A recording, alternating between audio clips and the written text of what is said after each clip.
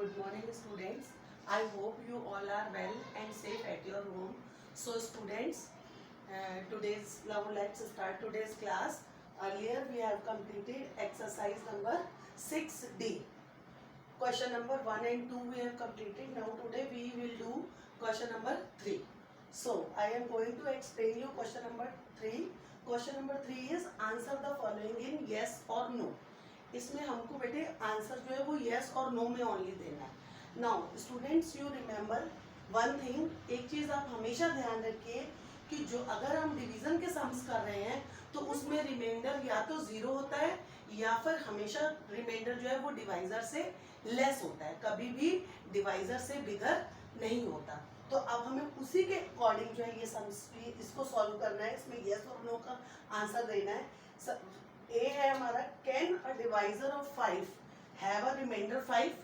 अगर हमारा divisor can a divisor of 5 have a reminder 5. अब ये देखिए क्या कह रहे हैं, ये डिवाइजर अगर 5 है तो उसका रिमाइंडर क्या 5 हो सकता है? नहीं, कभी भी नहीं हो सकता. या तो वो 0 होगा या डिवाइजर से लेस होगा. तो इसका आंसर हमारा आएगा no. So write down a. Now b is can a divisor of 7 have a reminder 6. अब बताइए किसी डिवाइजर 7 डिवाइजर का रिमाइंडर 6 हो सकता है? Yes. Why? Because 6 is smaller than 7.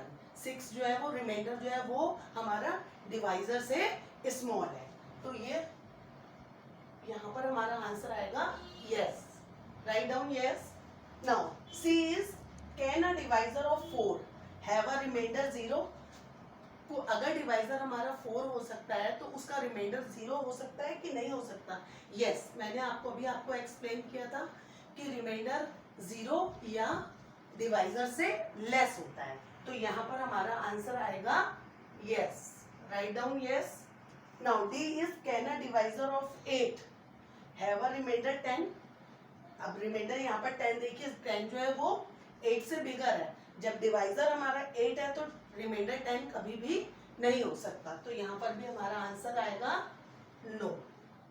इस चीज को हमेशा ध्यान रखें. कभी भी इस टाइप से आपके यस नो वाले क्वेश्चंस आ जाएं तो आप ध्यान रखिए, अगर रिमाइंडर में 0 है तो भी आंसर यस आएगा, और if reminder is less than divisor then your answer is yes, and if the remainder is bigger than divisor then you write the answer no. So write down question number 3, students.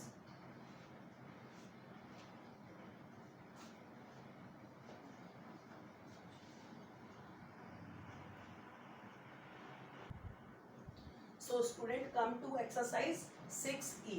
Now exercise 6D complete. So start exercise 6E. Write down the heading of exercise 6E. Question is find the quotient and the reminder in each case. यहाँ पर हमको क्या बताना है? इनका quotient और reminder बताना है. इससे पहले जो हमने एक्सरसाइज की थी उसमें हमारा ओनली सिंगल डिजिट से हमने जो है डिवाइड किया था, तो क्वोशंट भी हमारा सिंगल डिजिट में आया था. अब हमारा जो है क्वोशंट 2 डिजिट में आएगा, सिंगल डिजिट 1 डिजिट में आंसर नहीं आएगा. देखिए 55 डिवाइड बाई 5.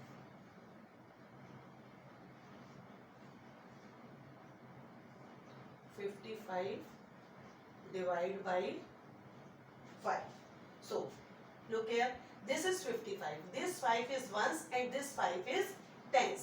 तो फर्स्ट हम क्या करेंगे? टेंस वाले 5 को डिवाइड करेंगे. 5 1 जा 5, 5 माइनस 5 0. अब ये वाला 5 यहाँ पर हम लिख लेंगे. अगेन 5 1 जा 5, माइनस करो, 5 माइनस 5 इज इक्वल टू 0. अब हमें क्या फाइंड आउट करना है? Quotient and remainder. This is quotient and this is reminder.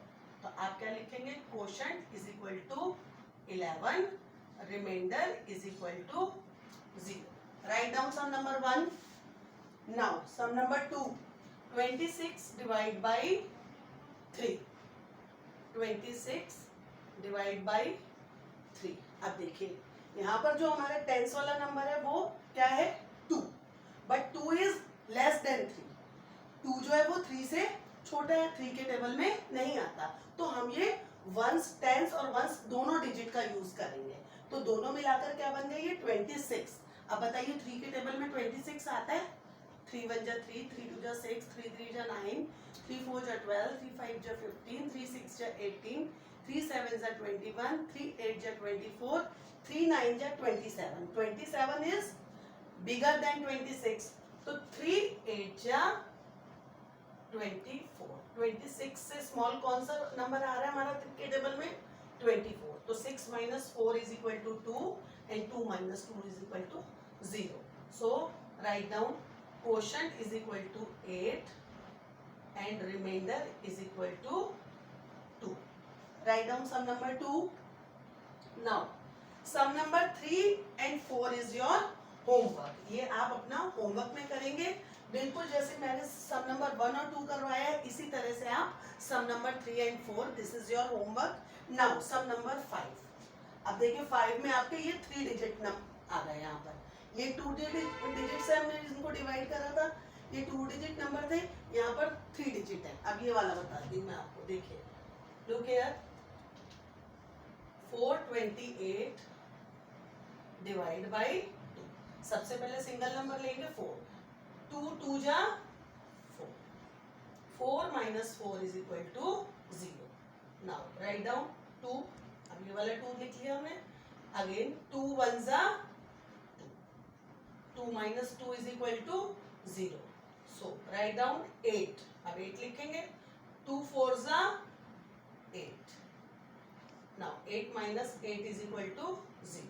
So quotient is equal to 214 and remainder is equal to 0. Write down. Now next sum is sum number 6. 6 is 633 divided by 3.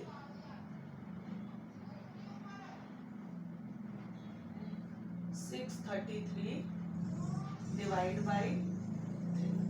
Now start. अब 6 कब आता है 3 के table में? 3 2 जा 6. 6 minus 6 is equal to 0. Now write down this 3. 3 1 जा 3.